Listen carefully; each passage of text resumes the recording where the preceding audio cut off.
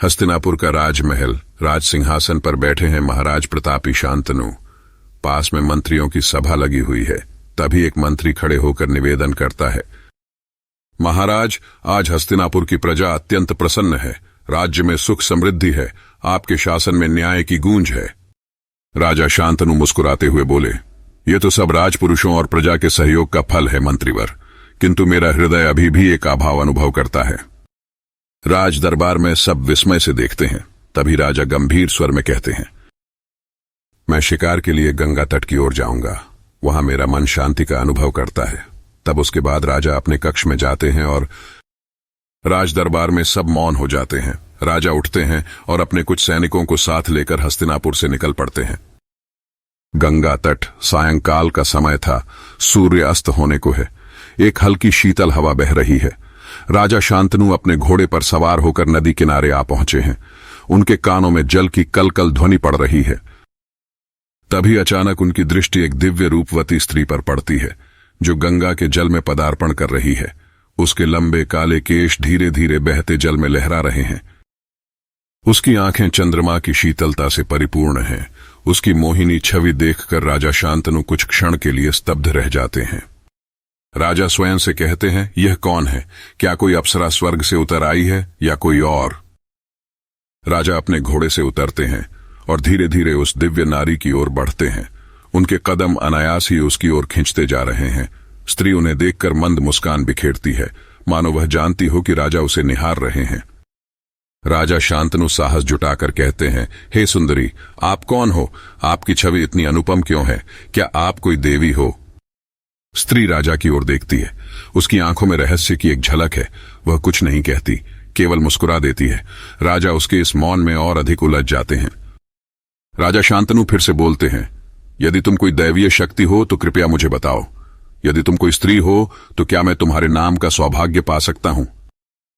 स्त्री धीरे से आगे बढ़ती है। उसकी पायल की रुंझुन गंगा की लहरों में घुल जाती है। वह राजा के पास आकर कहती है, राजन, मैं वही हूं जिसकी धाराओं से आपका राज्य सिंचित होता है। मैं वही हूं जो युगों से धरती को अपने प्रेम से सींचती आई हूं। राजा आश्चर्य से बोलते हैं, तो क्या तुम सचमुच देवी गंगा हो? गंगा मुस्कुराते हुए कहती है, हां, लेकिन आज मैं सिर्फ एक देवी नहीं, एक नारी भी हूं। राजा हर्ष और विस्मय से भर उठते हैं। उनके हृदय में प्रेम का संचार होने लगता है। वे अपनी दृष्टि गंगा से हटा नहीं पा रहे हैं। उन्हें देवी गंगा को देखते ही प्रेम हो गया। उनके मन में प्रेम की लहरें उठने लगीं। राजा शांतनु उत्सुकता से कहते हैं, हे गंगे, क्या यह संभव है कि मैं तुम्हें अपनी अर्धांगिनी बना सकूं? क्या तुम मेरी पत्नी बनने का सौभाग्य प्रदान करोगी? जिस क्षण राजा शांतनु ने उस दिव्य स्त्री की ओर कदम बढ़ाए, उसी क्षण भाग्य की लेखनी ने एक ऐसा निर्णय लिख दिया जिसने महाभारत के युद्ध तक की नींव रख दी। गंगा कुछ क्षणों तक राजा को निहारती है। फिर वह धीरे से कहती है, राजन, मैं आपके साथ जीवन व्यतीत करने के लिए तैयार हूं, पर मेरी एक शर्त है। राजा उत्सुकता से कहते हैं, कहिए देवी, आपकी क्या शर्त है? और कैसी शर्त? मुझे आपकी हर शर्त स्वीकार है। यदि विवाह के पश्चात मैं जो भी करूं, चाहे वह आपको कितना भी अजीब क्यों न लगे, आप मुझसे कोई प्रश्न नहीं करेंगे। यदि आप मुझसे कुछ भी पूछेंगे तो मैं उसी क्षण आपको छोड़कर चली जाऊंगी। राजा कुछ क्षणों के लिए सोच में पड़ जाते हैं, लेकिन गंगा के प्रति उनके हृदय में प्रेम इतना गहरा है कि वे बिना सोचे समझे हामी भर देते हैं। राजा शांतनु कहते हैं, मुझे आपकी हर शर्त स्वीकार है। गंगा मुस्कुराती है और राजा शांतनु से विवाह के लिए तैयार हो जाती। और कुछ दिनों बाद राजा शांतनु और देवी गंगा का विवाह पूरे हर्षोल्लास के साथ संपन्न होता है। पूरा हस्तिनापुर इस दिव्य विवाह को देखकर आनंदित हो उठता है। राजा और गंगा का प्रेम युगों युगों तक अमर रहने वाला था। लेकिन यह प्रेम कथा यहां समाप्त नहीं होती। यह तो बस प्रारंभ था। हस्तिनापुर के महल में उत्सव का वातावरण था। राजा शांतनु और गंगा का विवाह संपन्न हो चुका था और समस्त प्रजा इस दिव्य युगल का स्वागत कर रही थी। महल के द्वारों पर मंगल गीत गाए जा रहे थे, दीप जलाए गए थे और हर ओर आनंद की लहर थी। राजा शांतनु अत्यंत प्रसन्न थे। उनके जीवन में अब प्रेम का अद्भुत संयोग था। गंगा भी अपने सौम्य स्वरूप में महल में निवास करने लगी। उनके रूप और शालीनता ने पूरे राज्य को मंत्रमुग्ध कर दिया था। परंतु उनकी रहस्यमयी शर्त हमेशा राजा के हृदय के एक कोने में दबी रहती थी। आप मुझसे कोई प्रश्न नहीं करेंगे, अन्यथा मैं आपको छोड़कर चली जाऊंगी। समय बीतता गया। कुछ महीनों बाद महल में हर्ष का वातावरण और भी गहरा हो गया जब यह समाचार फैला कि महारानी गंगा गर्भवती हैं। पूरा राज्य उत्सव में डूब गया। राजा शांतनु की खुशी का ठिकाना नहीं था। वे पिता बनने वाले थे और उनके वंश का विस्तार होने जा रहा था। फिर वह शुभ दिन आया जब महल में शिशु का जन्म हुआ। पूरे हस्तिनापुर में आनंद की लहर दौड़ गई। महल में ढोल नगाड़े बज उठे। ब्राह्मणों ने वेद मंत्रों का उच्चारण किया। परंतु राजा शांतनु की खुशी अधिक समय तक नहीं टिक सकी, क्योंकि कुछ ऐसा हुआ जिसकी उन्होंने कल्पना भी नहीं की थी। आधी रात का समय था। राजमहल के सभी लोग उत्सव की थकान के बाद विश्राम कर रहे थे। राजा भी अपने कक्ष में थे। तभी उन्होंने देखा कि महारानी गंगा अपने नवजात शिशु को गोद में लिए महल से बाहर जा रही हैं। पहले तो राजा को लगा कि वे शिशु को शीतल वायु में घुमाने ले जा रही हैं, लेकिन जब वे गंगा की दिशा को समझने लगे तो उनका हृदय धड़क उठा। गंगा महल से निकलकर गंगा नदी की ओर जा रही थीं। राजा ने तत्काल अपने सेवकों को बुलाया, परंतु गंगा इतनी तेजी से चल रही थी कि कोई उनका अनुसरण न कर सका। राजा शांतनु स्वयं से कहते हैं, यह क्या हो रहा है? गंगा इस समय गंगा नदी की ओर क्यों जा रही हैं? राजा भी छिपते छिपाते उनके पीछे चल दिए। उन्होंने देखा कि गंगा धीरे धीरे नदी के किनारे पहुंची और बिना रुके आगे बढ़ती गईं। फिर अचानक उन्होंने अपने नवजात शिशु को नदी की लहरों में प्रवाहित कर दिया। राजा के पैरों तले जमीन खिसक गई। उनका संपूर्ण शरीर कांप उठा। वे कुछ कहने ही वाले थे, लेकिन तभी उन्हें गंगा की वह शर्त याद आई, आप मुझसे कोई प्रश्न नहीं करेंगे। राजा हतप्रभ होकर वहीं खड़े रह गए। गंगा शांत भाव से महल की ओर लौट आई, मानो कुछ हुआ ही न हो। राजा उनकी आंखों में झांकना चाहते थे, परंतु गंगा का चेहरा निर्विकार था। राजा कुछ कहने के लिए व्याकुल हुए, लेकिन फिर उनके हृदय ने उन्हें रोका। उन्होंने अपने प्रेम के कारण स्वयं को शांत कर लिया। समय बीतता गया। कुछ समय बाद देवी गंगा फिर से गर्भवती हुई। एक बार फिर महल में हर्षोल्लास छा गया, लेकिन राजा के हृदय में अब भी एक भय छिपा हुआ था। उन्होंने पहली संतान के खोने का दुआ कभी तक भुलाया नहीं था। और फिर वही हुआ। दूसरी संतान का जन्म हुआ और कुछ ही दिनों बाद गंगा उसे भी नदी में प्रवाहित करने के लिए ले गई। इस बार भी राजा शांतनु सब कुछ देखते रहे, लेकिन अपनी शर्त के कारण कुछ कह नहीं सके। यह क्रम चलता रहा। गंगा ने एक के बाद एक कुल 7 संतानों को जन्म दिया और प्रत्येक संतान को गंगा नदी में प्रवाहित कर दिया। राजा शांतनु के लिए यह असहनीय हो गया था, लेकिन अपने प्रेम और वचन के कारण वे मौन रहे। आखिरकार जब 8वीं संतान का जन्म हुआ, तब राजा शांतनु से रहा नहीं गया। वे अपनी संतान को इस प्रकार खोते खोते अब टूट चुके थे। उन्होंने स्वयं को रोका, लेकिन इस बार उनका धैर्य जवाब दे गया। जैसे ही गंगा 8वीं संतान को लेकर नदी की ओर बढ़ी, राजा शांतनु ने उनका हाथ पकड़ लिया। राजा शांतनु दर्द और क्रोध भरे स्वर से कहते हैं, बस अब और नहीं। हे गंगे, मैं तुम्हें अपने वचन से रोकता हूं। मुझे बताओ, तुम यह सब क्यों कर रही हो? क्यों तुम मेरी संतानों को नदी में प्रवाहित कर रही हो? क्या यह मेरा पितृत्व का अधिकार नहीं कि मैं अपने बच्चों को जीवित देख सकूं? देवी गंगा राजा को देखती हैं। उनकी आंखों में करुणा और गंभीरता का मिश्रण था। वे कुछ क्षण तक मौन रहती हैं और फिर वे गहरी सांस लेते हुए कहती हैं, हे राजन, आपने अपना वचन तोड़ दिया है। अब समय आ गया है कि मैं आपको सत्य बताऊं। राजा की आंखों में प्रश्नों की ज्वाला जल रही थी। उन्होंने स्वयं को संभाला और गंगा की ओर देखने लगे, जो अब गंभीर मुद्रा में थीं। हे राजन, आपने जो 7 संतानें खोई हैं, वे कोई साधारण शिशु नहीं थे। वे 8 वसुओं के अवतार थे, जिन्होंने अपने पूर्व जन्म में एक गंभीर अपराध किया था। राजा आश्चर्य से कहते हैं, 8 वसु? कौन सा अपराध? गंगा फिर से बताना शुरू करती है, वे स्वर्गलोक के महान वसु थे, परंतु उन्होंने महर्षि वशिष्ठ के श्राप के कारण पृथ्वी पर जन्म लिया था। वे इस संसार में नहीं रहना चाहते थे, इसलिए मैंने उन्हें उनके बंधन से मुक्त कर दिया। ये उनका प्रारब्ध था। लेकिन 8वें वसु को यह श्राप था कि वह दीर्घायु होगा। राजा शांतनु हतप्रभ रह गए। उनके मन में हजारों प्रश्न उठने लगे। तभी गंगा ने अपनी गोद में सोए नवजात शिशु को उनकी ओर बढ़ाया। हे राजन, यह तुम्हारा पुत्र है। यह 8वां वसु है जो दीर्घायु होगा।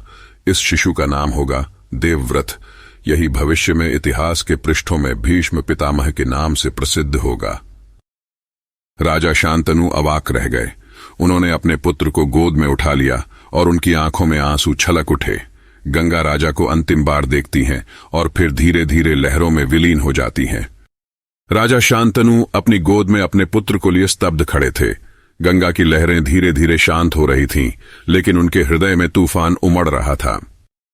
उनकी प्रिया गंगा उन्हें छोड़कर जा चुकी थी और उनके हृदय में एक रिक्तता भर गई थी। वे अपने नवजात पुत्र को देखते रहे, जो उनकी विरासत का अंतिम उत्तराधिकारी था। गंगा के वियोग में राजा शांतनु उदास रहने लगे, लेकिन उन्होंने अपने पुत्र का पालन पोषण करने का निर्णय लिया। कुछ वर्षों तक गंगा स्वयं ही देवव्रत का पालन पोषण करती रहीं। जब देवव्रत किशोरावस्था में पहुंचे, तब एक दिन गंगा प्रकट हुई और उन्हें राजा शांतनु को सौंप दिया। हे राजन, यह तुम्हारा पुत्र अब योग्य हो चुका है। इसका नाम देवव्रत है और यह शास्त्रों एवं अस्त्र शस्त्रों का महान झांता बन चुका है। इसे मैंने स्वयं महर्षि वशिष्ठ, परशुराम और अन्य ऋषियों से शिक्षा दिलवाई है। अब यह हस्तिनापुर के भविष्य का संरक्षक बनने के लिए तैयार है।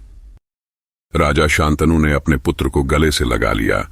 गंगा पुनः लहरों में विलीन हो गईं और इस बार उन्होंने फिर कभी लौटने का संकेत नहीं दिया। वर्ष बीतते गए। देवव्रत एक अद्वितीय योद्धा बन गए थे। वे न केवल शस्त्र विद्या में पारंगत थे, बल्कि वेदों और धर्मशास्त्रों में भी उनकी गहरी निपुणता थी। राजा शांतनु उन्हें अत्यंत प्रेम करते थे और धीरे धीरे अपना राज्यभार भी उन्हें सौंपने लगे। लेकिन नियति ने राजा शांतनु के जीवन में एक और परीक्षा रखी थी। एक दिन राजा शांतनु एक बार फिर गंगा तट पर शिकार के लिए गए। वर्षों बीत चुके थे, लेकिन वे अब भी गंगा की स्मृतियों में खोए रहते थे। तभी अचानक उनकी दृष्टि एक सुंदर स्त्री पर पड़ी, जो नाव चला रही थी।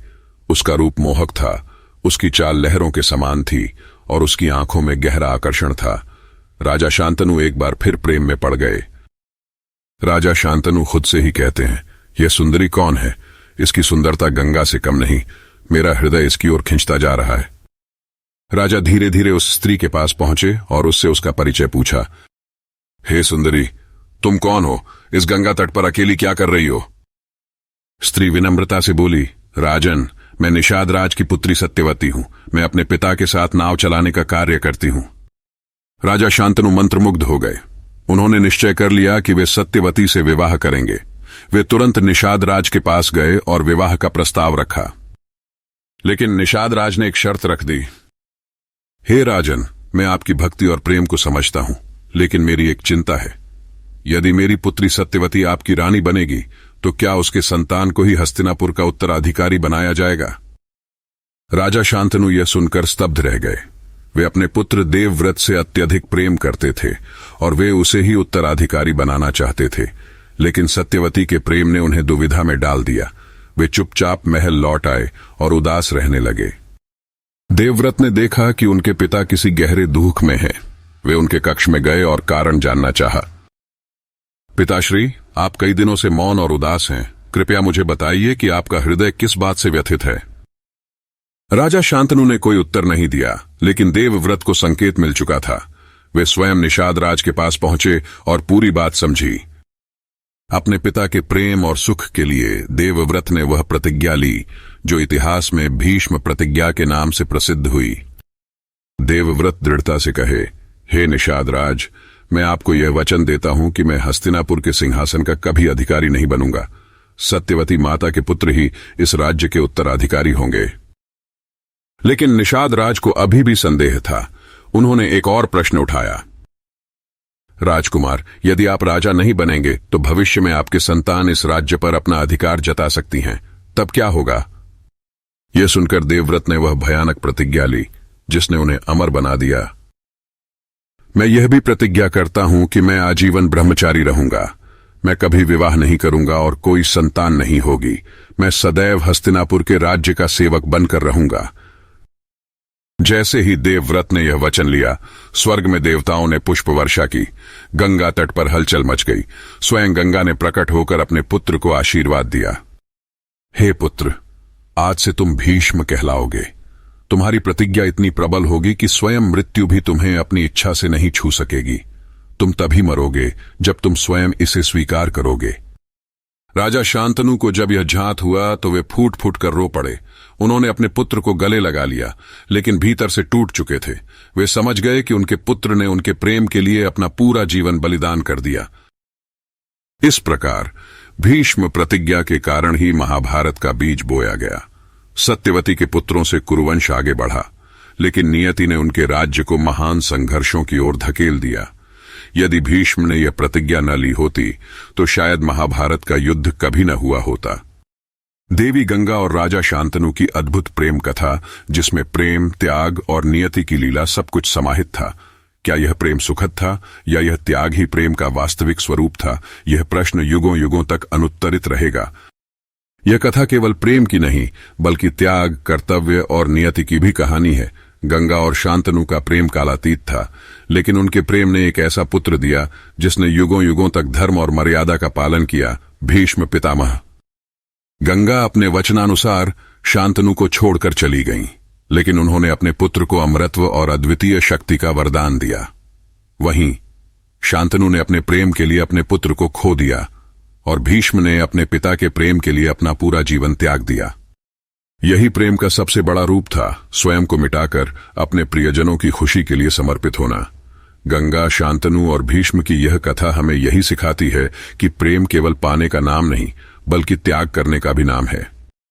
अंत तक बने रहने के लिए आपका सभी का तहे दिल से धन्यवाद।